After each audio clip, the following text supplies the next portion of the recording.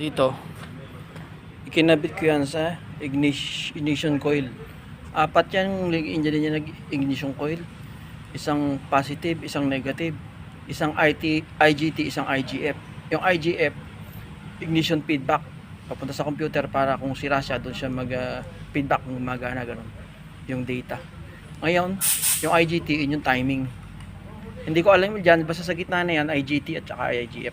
Kinabit ko yung cable tracker. Ngayon, susubukan natin. Ayan. Ayan. Kita mo dito sa wire na to. Ito, walang nagpunta rito sa fuse box. Hindi siya natunog. Ngayon, search natin. Dito siya. Dito sa mataba na yan. Natunog siya dyan, oh.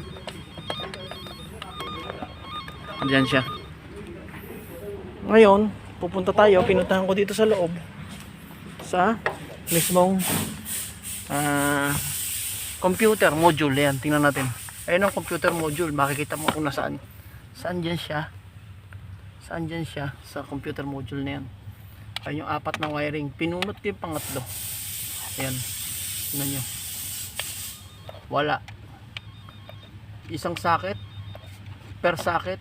Wala. Second socket. Wala. Third socket. Merong mahina. Fourth socket. Fourth socket. Ang lakas. Oh. Diyan mo ngayon nahanapin sa fourth socket. Ayan o. Kita o. Fourth socket. Oh. Hanapin mo muna dito kung nasaan siya pumunta. Doon na pag trace ng wiring yan. Ayan o. Ang lakas o. Ang lakas niya dyan o. Kaya handyan siya sa socket na yan. Kaya dyan magagamit tong magandang cable tracker. Oh. Ang ginawa ko sa kanya, nilagay ko dito sa ground. Yung isang ano, kinagat ko sa ground yung itim.